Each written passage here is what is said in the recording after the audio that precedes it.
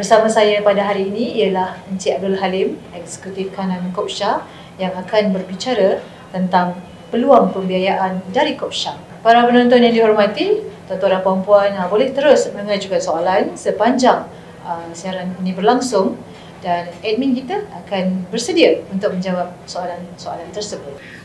Terima kasih Encik Halim menerima undangan kami untuk kita berwawancara, untuk kita kupas mengenalkan produk apakah itu Kopsha sendiri dan apakah produk serta benefit yang boleh ditawarkan kepada koperasi. Baik, untuk permulaannya saya pun nak tahu juga apakah itu Kopsha. Okey, Kopsha ni adalah koperasi menengah yang mana kita punya anggota adalah koperasi-koperasi. Sebagai anggota koperasi menengah, kita buka keanggotaan untuk seluruh koperasi di Malaysia yang telah mendaftar dengan SKM lah.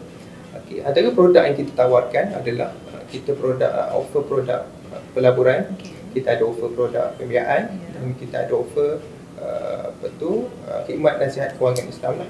So, untuk produk pelaburan tu kita ada jangka masa pendek dan jangka masa panjang. Dan untuk yang pembiayaan juga kita ada short term punya financing dengan long term punya financing lah, bergantung kepada permohonan daripada koperasi anggota. Baik, saya nak menarik tentang pembiayaan, salah satu produk di bawah Kopsha. Berapa jenis pembiayaan yang disediakan? Okey, kita berikan pembiayaan kepada koperasi anggota ni mengikut segmen-segmen tertentu lah. So kalau untuk yang pertama sekali, kita fokuskan pembiayaan ini kepada koperasi yang menjalankan perniagaan IKS dengan maksimum RM50,000. Koperasi boleh, sebagai contoh untuk perniagaan IKS tu, kita nak buat kuih tradisional, perniagaan kedai makan, tu mana maksimum sehingga RM50,000. RM50,000. Yang kedua, kita ada produk yang kita fokuskan untuk koperasi sekolah. Koperasi sekolah maknanya sebagai contoh nak buat parking berbumbung dengan kedai dobi dengan maksimum RM50,000 juga. Ada juga untuk koperasi sekolah. Dan yang ketiga, kita fokuskan untuk koperasi beli aset. Nak beli hartanah, nak beli aset lah sebagai salah satu daripada aset koperasi. Untuk jadikan sebagai aset koperasi. Dan yang keempat, kita ada berikan pembiayaan yang berskala besar melebihi RM50,000. Maknanya untuk koperasi buat projek pembangunan, untuk dan koperasi kredit lah yang melebihi yang memberi pembiayaan kepada anggota-anggota. Menjadi dana kepada koperasi untuk buat pinjaman kredit. Betul, pinjaman kepada ahli koperasi tersebut. Baik, bagus. Dan setakat daripada 2011 hingga sekarang sudah 2022, berapa banyak pembiayaan yang dah dibiayai oleh Kopsha kepada koperasi? Okey, sehingga November 2022, kita telah keluarkan pembiayaan berjumlah 500 juta lebih, iaitu hampir melebihi setengah bilion kepada koperasi anggota kita, yang mana majoriti pembiayaan yang kita keluarkan untuk koperasi kredit. Berapa koperasi yang terlibat untuk jumlah? Setakat ni kita dah berikan pembiayaan kepada 119 buah koperasi. 119 buah koperasi, maknanya ada di kalangan koperasi-koperasi yang dalam kalangan 119 tersebut ada 2-3 pembiayaan dengan kita. Maknanya 2-3 pembiayaan tu maksudnya dia memulakan dengan amount yang rendah, katakanlah RM50,000. Dan kemudian kita lihat bisnes dia berkembang dan cara bayaran dia pun okey, dan dia minta pembiayaan yang kedua lah kepada kita dengan amount yang lebih besar. Menarik sebenarnya bila koperasi mendapat benefit, mendapat faedah daripada apa yang ditawarkan oleh pihak Kopsha sendiri. Bagaimana pembiayaan tersebut dijalankan? Maksudnya selepas mereka mendapat pembayaran, cara pembayaran mungkin boleh terangkan?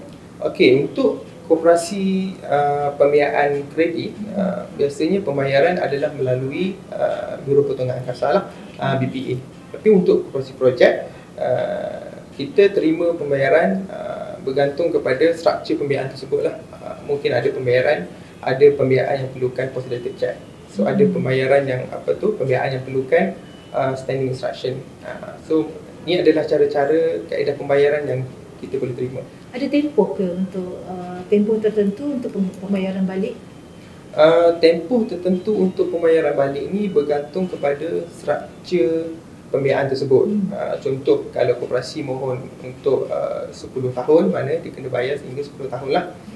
Maknanya kita boleh struktur untuk short term punya financing selama 3 ataupun 2 tahun. Dan biasanya untuk yang short term punya financing ni, cara pembayaran dia adalah mungkin dia dapat kontrak daripada mana-mana institusi, mana-mana sektor swasta ataupun sektor kerajaan lah. Maknanya untuk short term punya financing. Okey, tadi kita nak sentuh sikit, saya nak sentuh sikit tentang pembiayaan untuk pembelian aset untuk koperasi. Mungkin ada koperasi yang nak dengar dan sebelum ni pernah berhasrat tapi tak berani nak mencuba. Apa syarat dia? Mungkin mengikut margin tertentu ke, tentang status hartanah ke, macam mana? Okey, untuk pembelian aset, kita punya peratusan pembiayaan tu bergantung kepada status aset tersebut. Katakanlah kalau property itu berstatus industrial, mungkin kita boleh berikan sehingga 80% margin of financing.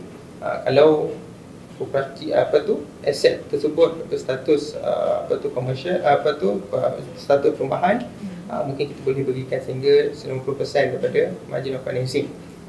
Margin of financing tu maksudnya kita mengikut value yang terendah. Maksudnya katakanlah harga property tersebut 100,000. Baik.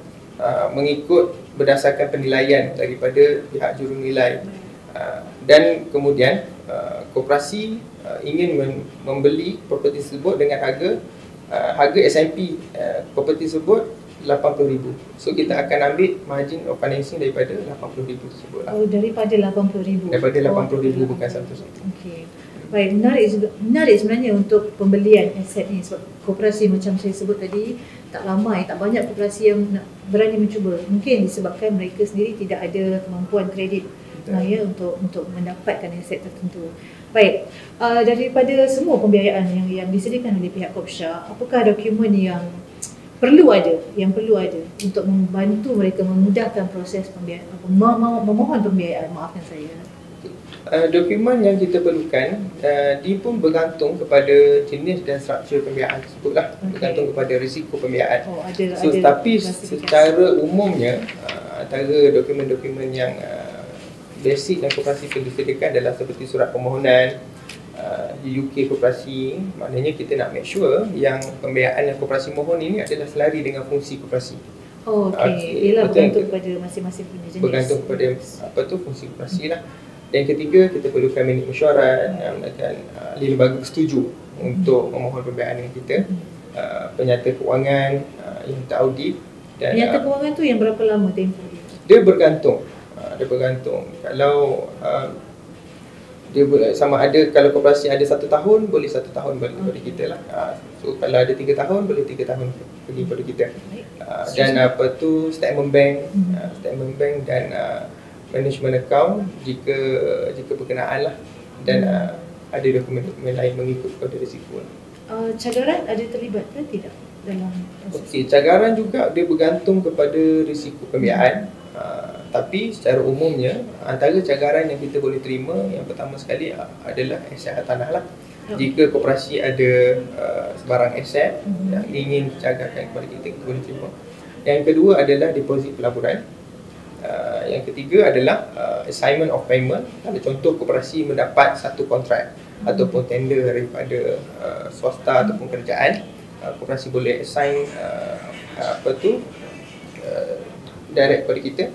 Dan kalau koperasi yang keempat adalah assignment of rental proceed. Kalau koperasi ada aset yang koperasi sudah sewakan, bayaran sewaan tersebut boleh di-assign direct kepada kita. Dan yang kelima, kita boleh koperasi boleh juga ada personal guarantor. Dan yang keenam adalah biro pertengahan kasar lah. Tapi biro pertengahan kasar ni khas untuk koperasi kredit saja. Koperasi kredit saja. Baik, mungkin ada di antara penonton kita ni terdiri daripada kumpulan-kumpulan koperasi yang baru mendaftar dan mungkin baru mendengar tentang Kopsya ataupun dah lama dengar dan sekarang baru dah jadi ahli angkasa, dah jadi ahli Kopsya. dia nak cuba memohon pembiayaan, boleh ke? Sebab dia masih baru. Okay, Ada syarat-syarat tertentu atau macam mana? Untuk memohon pembiayaan, mana-mana koperasi yang menjadi anggota Kopsha boleh memohon pembiayaan Kopsha. Itu pertama. Jadi pembiayaan ini kita akan tim kita akan menilai kadar kemampuan koperasi sama ada layak untuk diberikan pembiayaan ataupun tidak, dan kemampuan para pengurusan ataupun ahli lembaga dalam menguruskan sesuatu perniagaan lah. Itu antara faktor-faktor yang kita tengok sebelum untuk meluluskan pembiayaan. Kalau melihat kepada kemampuan kewangan ataupun pengurusan, mungkin kita boleh ambil setahun yang terbaru ke, ataupun kalau di koperasi yang belum setahun, adakah itu boleh membolehkan mereka membuat permohonan? Sebab kita tak nampak dia punya. Betul. Seperti yang saya tekankan, maknanya semua koperasi yang telah mendaftar dengan Kopsha, sama ada baru ataupun mungkin dah lama, tapi untuk koperasi baru boleh mohon pembiayaan dengan kita dengan syarat maknanya koperasi dah ada satu struktur bisnes yang jelas lah. Satu struktur mungkin untuk koperasi baru ni dia akan cari peluang-peluang perniagaan untuk dia bangun JV, katakanlah untuk produk projek lobby, untuk buat pembiayaan selain yang akan memberikan manfaat kepada koperasi anggota. Dan bermakna semua mesti jadi ahli Kopsha dulu. Sudah tentu, sebab semua produk yang kita offer kepada koperasi ini hanyalah untuk ahli kita. So mana-mana koperasi yang masih belum menjadi ahli boleh berbuat demikian untuk menjadi ahli untuk menjadi anggota Kopsha. Maknanya antara manfaat untuk menjadi anggotanya salah satu adalah akses kepada pembiayaan lah, dan koperasi boleh meletakkan pelaburan dengan kadar yang kompetitif. Baik, terima kasih Encik Halim atas penerangan daripada soalan-soalan yang saya ajukan tadi. Sebenarnya banyak lagi yang boleh kita kupas. Jadi untuk tuan-tuan penonton-penonton daripada Facebook Angkasa Live pada hari ini, bolehlah melayari laman web Kopsha di www.kopsha.coop www.kopsha.coop untuk mendapatkan maklumat lebih lanjut tentang bagaimana untuk menganggotai Kopsha. Dan seterusnya boleh menghantar soalan sekiranya ada keraguan ataupun perkara-perkara yang hendak dijelaskan melalui email di info@kopsha.coop. Sekali lagi saya ulang, info@kopsha.coop.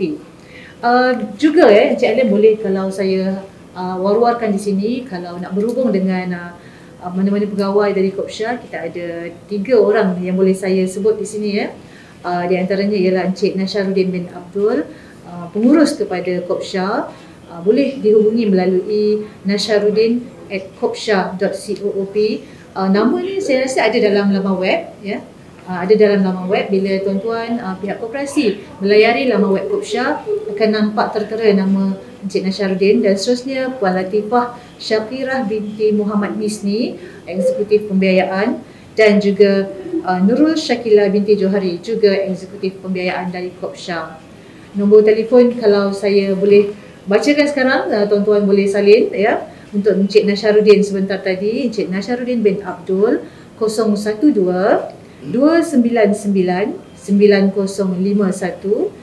Saya ulang, Encik Nasharuddin bin Abdul 012-299-9051. Puan Latifah Syakirah Muhammad Misni di 013-3600-942, 013-3600-942, dan Nurul Syakila Johari di talian 019-571-4796. Saya ulang, 019-571-4796. Dan sehingga di sini, terima kasih sekali lagi Encik Halim. Nombor Encik Halim kita tak boleh war-warkan, nanti ramai jumpa dengan dia secara personal. Tapi untuk Kopsha tak ada masalah. Layari laman web Kopsha di saya ulang sekali lagi, www.kopsha.coop. Semoga dengan pertemuan kita pada hari ini, tuan-tuan dan puan mendapat manfaat daripada apa yang telah dikupas tentang Kopsha sebentar tadi. Dan selepas ini kita akan ada program-program wawancara bersama dengan wakil-wakil daripada angkasa, daripada jaringan angkasa dan juga subsidiari angkasa yang kita akan jemput untuk berbincang tentang apa sahaja produk yang ada di angkasa untuk kita perkenalkan kepada koperasi, insya-Allah. Dan sehingga di sini, Assalamualaikum warahmatullahi wabarakatuh. Terima kasih.